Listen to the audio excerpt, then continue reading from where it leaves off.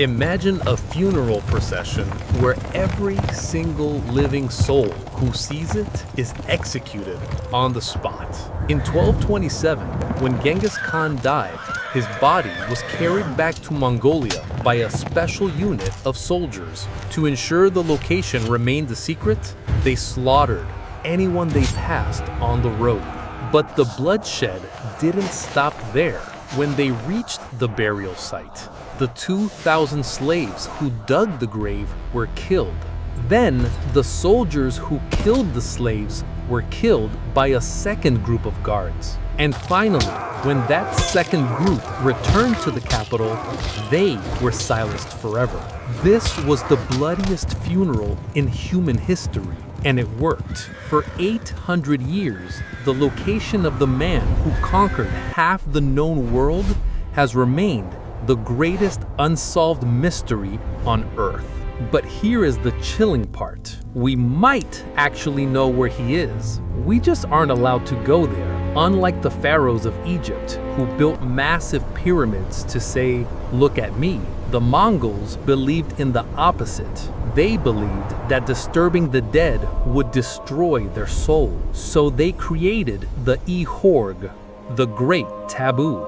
This is a 240 square kilometer area in the Khenti Mountains of Mongolia. For centuries, trespassing here was punishable by death. Even in the 20th century, the Soviet Union kept this area restricted as a highly classified zone, fearing that finding the tomb would spark calm nationalist pride. Today, modern technology could easily scan this area. We have satellites, we have ground-penetrating radar. So why haven't we found him? Because the locals don't want us to.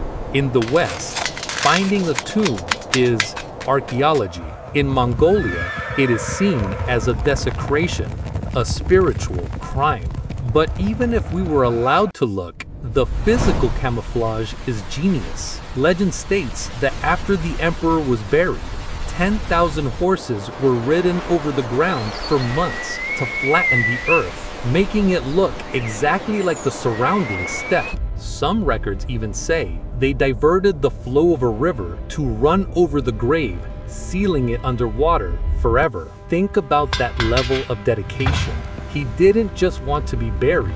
He wanted to be erased. He wanted to return to the eternal blue sky and the earth from which he came. But there is a darker reason why some scientists are relieved we haven't found him. They call it the curse of the Khan.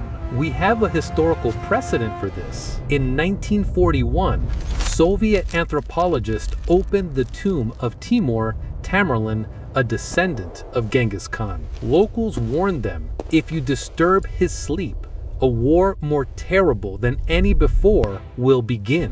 They opened it anyway. 3 days later, Adolf Hitler launched Operation Barbarossa, invading the Soviet Union. Millions died. Is it a coincidence? Maybe. But are we willing to take that chance with Genghis Khan? Genghis Khan conquered twice as much land as Alexander the Great. He changed the course of human history.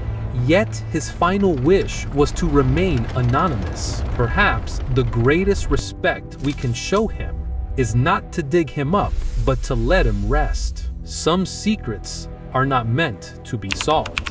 What do you think? If we found the tomb tomorrow, should we open it? Or is the risk of the curse too high? Vote in the poll I just posted on the community tab and let me know in the comments. And if you think this burial was terrifying, wait till you see what they found inside the tomb of China's first emperor. Click this video right here to enter the River of Mercury.